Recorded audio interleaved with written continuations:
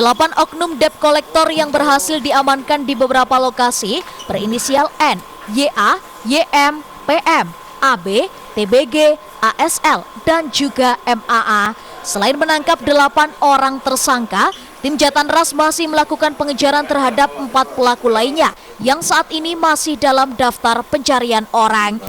Di Treskrimum Polda Jawa Tengah, yakni Kombes Johansson Ronald Simamora mengatakan penangkapan para tersangka ini didasarkan 2 laporan masyarakat, yakni terkait penarikan paksa hingga tindak kekerasan yang terjadi di 2 lokasi, yakni di wilayah Kota Semarang. Penarikan paksa ini dilakukan bermula adanya surat perintah penagihan dari perusahaan pembiayaan kepada kelompok penagih. Treskrimum Polda Jawa Tengah juga akan memeriksa 2 leasing yang menggunakan jasa 8 debt kolektor yang kini ditetapkan sebagai tersangka. Setelah adanya penetapan dari pengadilan, jadi tidak ada orang leasing memberi surat kuasa kemudian melakukan penarikan secara paksa, itu tidak ada. Tugasnya DC hanya melakukan penagihan hutang atau kredit macet atas tunggakan-tunggakan yang terjadi pada pihak leasing. Oleh karena itu, pihak leasing juga kami akan periksa. Sementara itu, salah satu tersangka mengaku dirinya bekerja sebagai penagih hutang sejak tahun 1999 dan baru kali ini ia berurusan dengan aparat kepolisian. Dalam 1 bulan, 1 tim penarik yakni berisi 6 orang mampu melakukan penarikan sebanyak 30 unit mobil. Diajak dia, ayo minta tolong, ada mobil saat ini di kantor Ciminaga. Nah, lalu di WA, setelah di WA si Lantas Mapaung sudah telepon sama pejabat Ciminaga. Pejabat Ciminaga menyatakan, udah itu kontrak udah habis, tuing aja bawa ke pool. Nah, setelah itu Anggit Mapaung perintahkan saya suruh balas di WA, suruh panggil Derek tunggu di situ. Cuma itu aja saya lakukan, Pak. Atas perbuatan yang dilakukannya, para tersangka akan dijerat dengan pasal berlapis dengan ancaman hukuman maksimal 9 tahun penjara. Saat ini, Direktorat Kriminal Umum Polda Jawa Tengah masih memburu 8 debt kolektor yang melarikan diri saat akan dilakukan proses penangkapan. Hendy Nugroho, Semarang TV.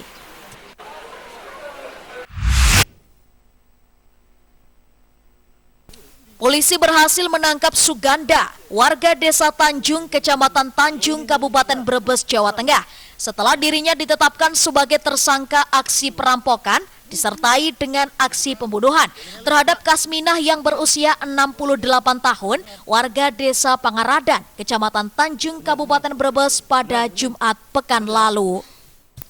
Usai ditangkap, pelaku kemudian digelandang ke rumahnya dan polisi menemukan uang sisa hasil penjualan kalung emas milik korban sebesar Rp3.500.000 yang masih disimpan di lemari kamar tidurnya. Di rumah pelaku, polisi juga mengamankan sepeda motor yang sebelumnya telah digadai dan ditebus dengan menggunakan uang hasil penjualan kalung emas. Aksi perampokan dan pembunuhan dilatar belakangi dendam karena tidak terima dipecat sebagai karyawan palet kayu pada Desember tahun lalu. Termasuk karena pelaku terdesak kebutuhan ekonomi untuk mengambil sepeda motor miliknya yang digadaikan. Jadi rekan-rekan sekalian, pada tanggal 2 Desember 2023 ada kejadian di daerah Tanjung, ada seorang wanita yang sudah parubaya, sudah cukup tua, meninggal dunia. Awalnya ditemukan dianggap tidak adanya kekerasan, namun hasil pengecekan di lapangan dari Kapolsek, jadi si pelaku merupakan karyawan korban yang bertugas untuk melepas atau membongkar palet menjadi kayu, kemudian kayu itu dijual. Jadi sehari-hari si pelaku digaji sebesar 70.000 oleh korban, namun pada akhir tahun 2022 si pelaku diberhentikan karena pernah ketahuan mencuri uang sebesar Rp500.000. Demikian. Dan ini sebenarnya motifnya. Tersangka mengakui aksi yang dilakukannya lantaran dendam setelah dipecat. Sementara aksi nekatnya membunuh korban dengan menggunakan kayu karena kepergok saat hendak mencuri. Dulu pernah kerja sama dia berapa tahun? 2 tahun. 2 tahun. Ya. 2 tahun. Terus kenapa niat ambilnya di situ? Kenapa nggak di orang lain? Kenapa yang pikiran yang menjadi tempat ini? Karena hutangnya itu tidak sepantasnya, hutangnya itu tidak wajar. Hutangnya berapa sih? Dia kan seorang dukun dan saya juga asisten. Saya sering dipersenin 50, tapi ternyata itu dianggap hutang. Jadi saya agak nggak terima. Ya, hutangnya berapa total? 400. Ya, Akibat perbuatannya, tersangka kini mendekam di sel tahanan Mapolres Brebes dan terancam hukuman seumur hidup. Agus Supramono, Semarang TV.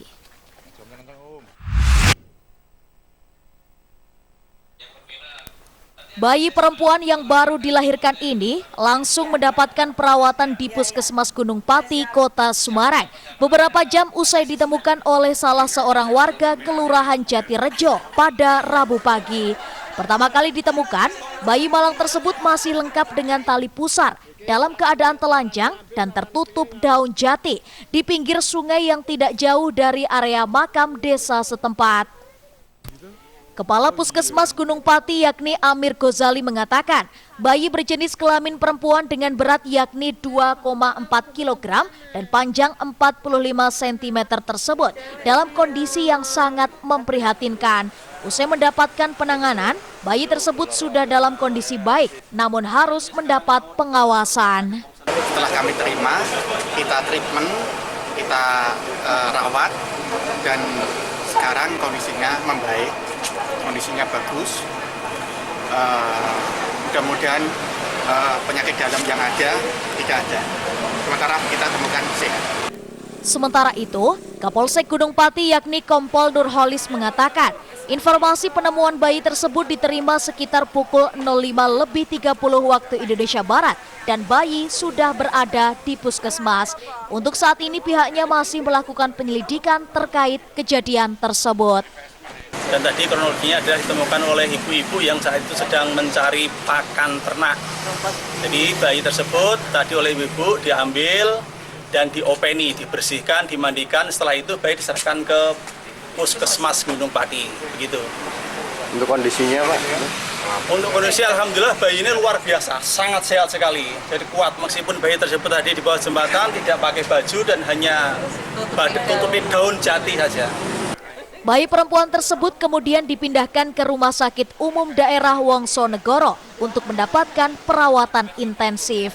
Selanjutnya, jika kondisi bayi sudah mulai stabil, pihak Dinas Sosial Kota Semarang berencana untuk membawanya ke panti sosial dan menunggu orang tua bayi atau orang yang akan melakukan proses adopsi.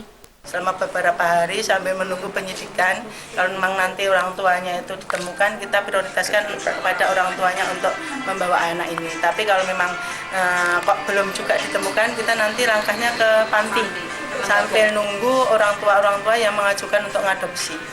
Hingga saat ini bayi perempuan tersebut masih dalam pengawasan pihak Dinas Sosial Kota Semarang, tepatnya di RSUD Wongsonegoro. Sementara Polsek Gunung Pati masih melakukan penyelidikan dan mencari keberadaan orang tua bayi tersebut. Herwibawa, Semarang TV.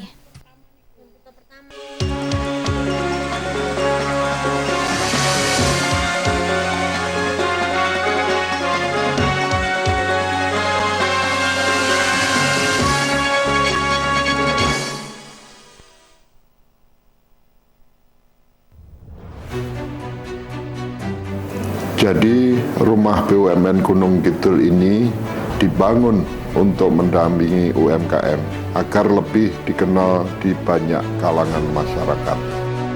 Salah satu dari 4 prioritas programnya adalah ekspor.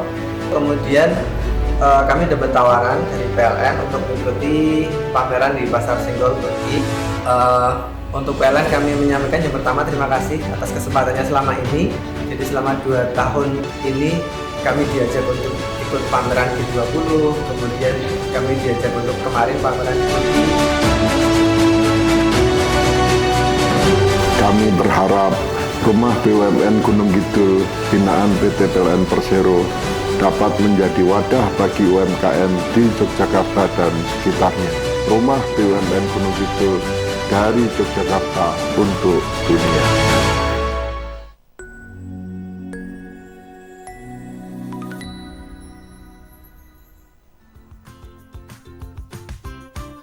Kapan ya waktu yang tepat untuk beli emas? Pertama, silahkan beli emas ketika Anda punya uang dingin. Bukan uang yang dimasukkan ke dalam kulkas ya, tapi uang dingin adalah uang yang tidak akan Anda gunakan dalam waktu dekat maupun untuk keadaan darurat. Kedua, silahkan beli emas saat harganya sedang turun. Pada waktu tersebut, Anda dapat memanfaatkan kondisi ini untuk menabung emas. Emas merupakan salah satu aset safe haven untuk jangka panjang. Tapi, kalau di Postpay Gold bisa juga loh untuk jangka pendek. Untuk tahu naik turunnya harga emas internasional, Anda bisa cek bagian fisik emas pada fitur Postpay Gold di Postpay Super App. Yang terakhir, silahkan beli emas ketika Anda punya uang. Tahu gak sih kalau sekarang Anda bisa beli emas mulai dari Rp10.000?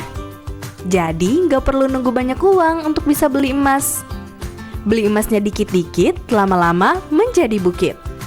Transaksi fisik emas di Postpay Gold terjamin, aman, dan terpercaya.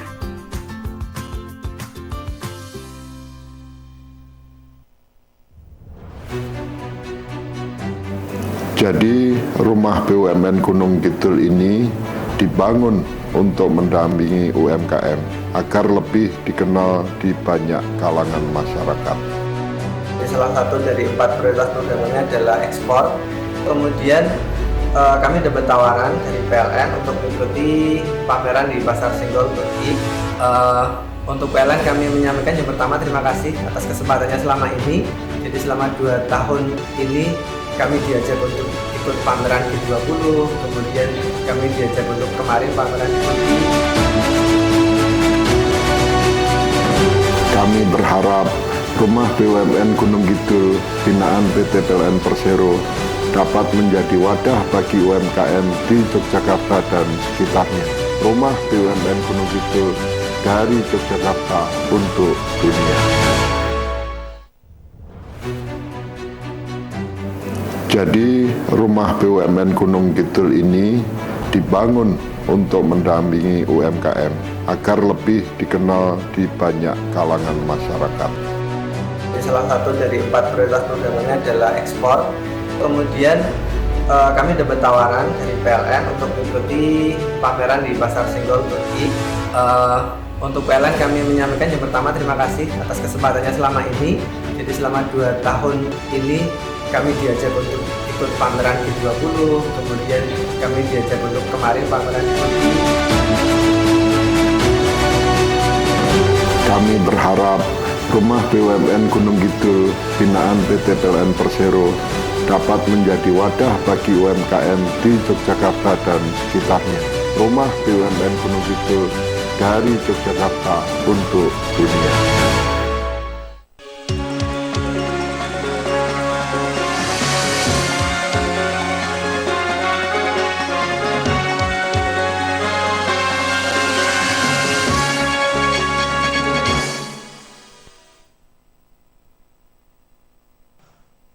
Oknum ASN tersebut telah dipanggil oleh Dindikpora Kabupaten Rembang setelah terkait bahwasanya motor dari oknum ASN tersebut dipinjam oleh tetangganya.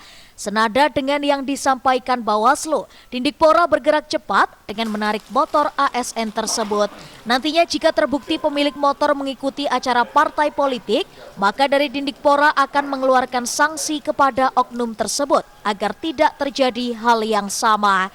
Saat ditemui di kantornya, Kadindikpora yakni Sutrisno membenarkan bahwa ada salah satu oknum ASN dari Dindikpora yang mengikuti acara salah satu partai politik yang bertempat di Balai Kartini Rembang.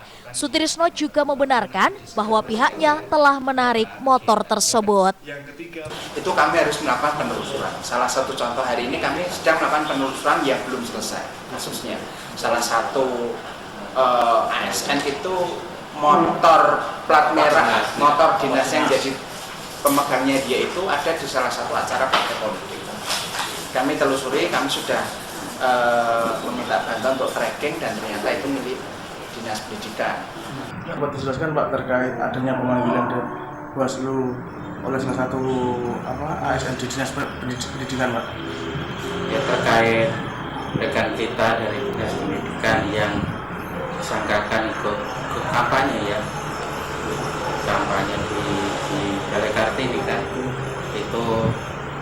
sudah diproses di Bawaslu.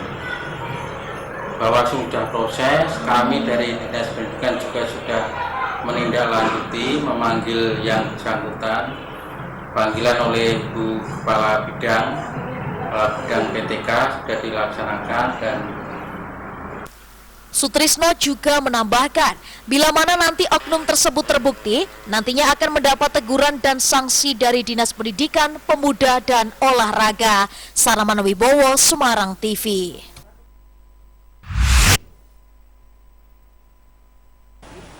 Pembangunan Pasar Weleri yang dimulai pada bulan Agustus 2023 sampai hari ini progresnya sudah mencapai 92%. Bahkan pihak kontraktor menargetkan di tanggal 21 Desember pembangunan pasar telah selesai. Setelah diserahkan kepada pemerintah Kabupaten Kendal, pasar 2 lantai akan dilakukan pemetaan zonasi para pedagang sehingga pasar akan tampak tertata dan tidak berbau sebab zona pedagang akan dikelompokkan. ME khususnya penyambungan listrik baru ini yang memang harus nunggu dengan instansi terkait. Tapi insya Allah minggu ini sudah nyambung. Ini lebih ke modern ya, ini mungkin kebetulan kami punya pengalaman mengerjakan di pasar-pasar yang lain. Ini termasuk konsepnya modern dan dituntut nantinya kesadaran pedagang atau asosiasi pedagang atau perkumpulan pedagang untuk menjaga aset yang memang sudah bagus ini. Terus Kepala Dinas Perdagangan Koperasi dan UMKM yakni Tony Ariwibowo mengatakan, Pasar Weleri baru nantinya akan ditempati sekitar 800 pedagang yang terdiri dari 200 kios dan juga 600 los. Total pedagang sebelum kebakaran ada 1.806. Baik menempati los maupun kios yang ada. Tadi mengingat kapasitas yang dibangun tahap ini baru 50%, jadi jumlah pedagang yang masuk nanti ya akhirnya menyesuaikan dengan tempat yang ada.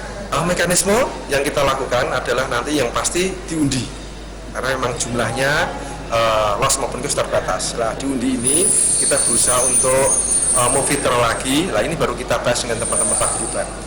Sementara itu salah satu pedagang asli Pasar Weleri dan sekarang menempati pasar darurat yang ada di Terminal Angkot Weleri meminta agar pedagang dapat menempati sesuai tempat semula dan yang dapat masuk hanya pedagang yang tertib administrasi dan memiliki kartu kuning yang masih aktif. Dan kami bisa menempati pasar seperti saya di kios C48, C49 lantai bawah, lantai 1.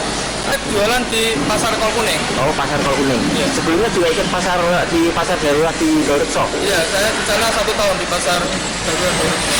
Sebenarnya semua pedagang yang mempunyai kartu di Pasar Weleri ini bisa masuk, bisa jualan di sini semua. Ya, pasarnya ini kan lebih kelihatan modern, lebih kelihatan.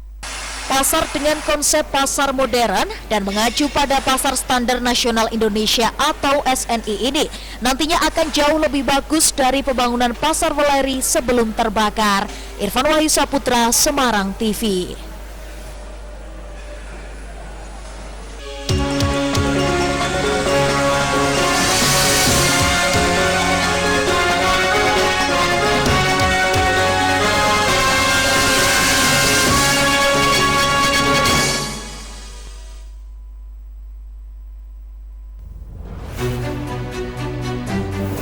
Jadi rumah BUMN Gunung Kidul ini dibangun untuk mendampingi UMKM agar lebih dikenal di banyak kalangan masyarakat. Salah satu dari 4 prioritas programnya adalah ekspor. Kemudian kami dapat tawaran dari PLN untuk mengikuti pameran di Pasar Senggol Turki. Untuk PLN kami menyampaikan yang pertama terima kasih atas kesempatannya selama ini. Jadi selama 2 tahun ini kami diajak untuk ikut pameran G20, kemudian kami diajak untuk kemarin pameran. Kami berharap rumah BUMN Gunung Kidul binaan PT PLN Persero dapat menjadi wadah bagi UMKM di Yogyakarta dan sekitarnya. Rumah BUMN Gunung Kidul dari Yogyakarta untuk dunia. Penyakit mata adalah gangguan kesehatan yang cukup sering terjadi pada masyarakat. Penyakit mata bisa menyerang siapa saja dan kapan saja, seperti pandangan kabur, mudah silau, sering mengalami mata merah dan gatal, menderita mata minus dan plus, silinder, glaukoma, katarak, atau pandangan berbayang hitam. Jika Anda mengalami salah satu masalah tersebut, Anda harus berhati-hati. Karena jika dibiarkan terus-menerus, akan berbahaya bagi mata. Jangan dianggap sepele, atasi segera dengan Matanomi. Matanomi mengandung 100% ekstrak blueberry yang dapat mengatasi masalah pada mata Anda karena memiliki antioksidan yang baik seperti antosianin, flavonoid, dan karotenoid. Dapatkan Matanomi sekarang juga. Pesan dan buktikan.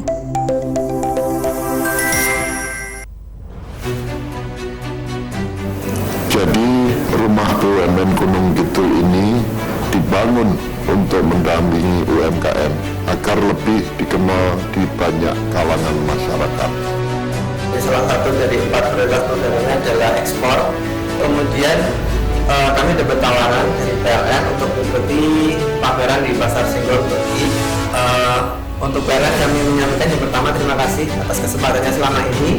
Jadi selama 2 tahun ini kami diajak untuk ikut pameran G20, kemudian kami diajak untuk kemarin pameran. Kami berharap rumah BUMN Gunung Kidul binaan PT PLN Persero dapat menjadi wadah bagi UMKM di Yogyakarta dan sekitarnya. Rumah BUMN Gunung Kidul dari Yogyakarta untuk dunia.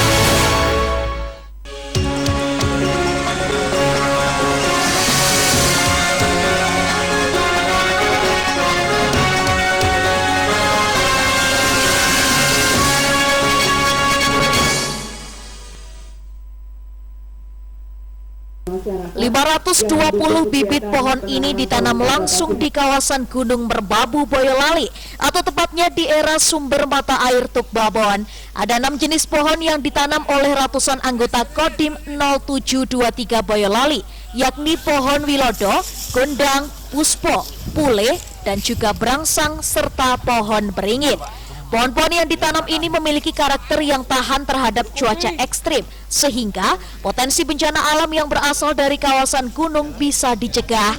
Kegiatan karya bakti ini sesuai dengan perintah Kepala Staf Angkatan Darat atau Kasat, yang bertujuan untuk mencegah bencana dampak musim hujan seperti longsor, banjir, dan beberapa penyakit menular lainnya. Penanaman ratusan pohon baru juga menambah titik-titik resapan air di sumber mata air yang ada di kawasan Gunung Merbabu tersebut. Salah satu sumber mata air terbesar adalah Tuk Babon, yang saat ini dimanfaatkan oleh sedikitnya 3.000 kepala keluarga yang ada di 4 desa di Kecamatan Selo, Kabupaten Boyolali, Jawa Tengah. Total pohon yang kita tanam 520 pohon, 6 jenis pohon antara lain pohon wilodo, gondang, puspo, pule, berasan, dan beringin. Ke-6 jenis pohon tersebut mempunyai karakteristik tahan terhadap cuaca ekstrim, khususnya di lereng pegunungan, mempunyai akar yang kuat. Adanya penanaman pohon, harapan saya untuk menambah kebutuhan debit air yang dari Tuk Babon yang saya kelola itu semakin menambah. Adanya pohon ini nanti ada kandungan air yang menambah debit dari itu. Pohon itu sendiri menambah debit air dari Tuk Babon. Selain penanaman pohon, Dandi Boyolali bersama dengan jajarannya juga melakukan patroli menggunakan sepeda motor trail di daerah rawan bencana 3 Gunung Merapi. Patroli ini untuk melihat kondisi jalur evakuasi serta lokasi pengungsian sementara bagi warga yang tinggal di kawasan rawan bencana Gunung Merapi. Kita mengantisipasi apabila fenomena erupsi Gunung Merapi ini sampai dengan di tempat kita sudah siap, khususnya jalur-jalur evakuasi yang akan dilewati oleh kendaraan maupun masyarakat maupun tempat penampungan sementara yang ada di Desa Jeraga. Serta untuk menyikapi tentang aktivitas Gunung Merapi di perbatasan Jawa Tengah dan Yogyakarta yang saat ini berstatus siaga level 3. Taufik Irvani, Semarang TV.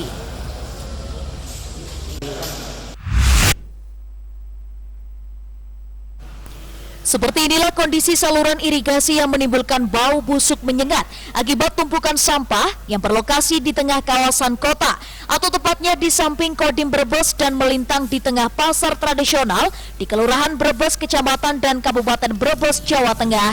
Kondisi ini dikeluhkan para pedagang yang mangkal di pinggir saluran irigasi. Para pedagang mengaku sangat terganggu dengan bau menyengat di saluran tersebut. Apalagi bau itu juga kerap mengganggu para calon pembelinya. Busuk ya? Macam-macam. Udah sedap ya? Bau sedap. Itu saluran di belakang Ibu biasanya seperti apa kondisinya? Banyak sampah apa gimana? Banyak sampah banget, banyak. Itu buangan dari mana Ibu? Nggak tahu, orang-orang lewat. Orang lewat dagang mah nggak gitu aja. Iya. Jadi sekarang bersih ya Bu ya? Merespon keluhan para pedagang tersebut, Kodim 0713 Brebes langsung melakukan aksi bersih-bersih dengan melaksanakan gerakan gotong royong tangan Tuhan. Dandim Brebes, yakni Letkol Infantri Sabto Broto mengerahkan ratusan personil gabungan berjiwa ikhlas dari TNI, Polri, Persit, ASN, dan juga organisasi masyarakat untuk membersihkan tumpukan sampah di saluran tersebut sehingga tidak menimbulkan bau dan menjaga aliran air agar tidak tersumbat. Sangat bau, kemudian juga kita musim hujan, kita harus menjemput bola untuk membersihkan supaya lingkungan itu menjadi sehat. Kegiatan ini dilakukan seluruh kabupaten se-Indonesia Raya, yang dimotori oleh Kodim, Polres, Pemda, semuanya yang di Indonesia secara serentak. Sementara Kepala Dinas Lingkungan Hidup dan Pengelolaan Sampah atau DLHPS Kabupaten Brebes, yakni Laude Vindar Aris Nugroho memberikan apresiasi kepada Dandim 07134 Brebes, yakni Letkol Infantri Sabto Broto, yang telah merespon cepat kondisi saluran perkotaan yang kumuh dengan gerakan gotong royong tangan Tuhan, sehingga saluran yang penuh sampah cepat teratasi dan tentunya membuat semakin bersih. Beliau sebagai Dandim 0713 yang baru saja, kurang lebih dari 1 minggu ini, tapi beliau sudah menginisiasi untuk gerakan gotong royong ini untuk menyadarkan masyarakat dan juga menggerakkan seluruh OPD dan juga komponen yang ada di masyarakat untuk bisa bersinergi dan berkolaborasi bagaimana kita bisa membersihkan kota, terutama yang saat ini adalah ketika sudah datang musim penghujan seperti saat ini. Dengan upaya gotong royong ini tentunya dapat memberikan rasa nyaman bagi masyarakat sekitar dan terlebih tidak menimbulkan banjir di saat hujan tiba. Agus Supramono, Semarang TV.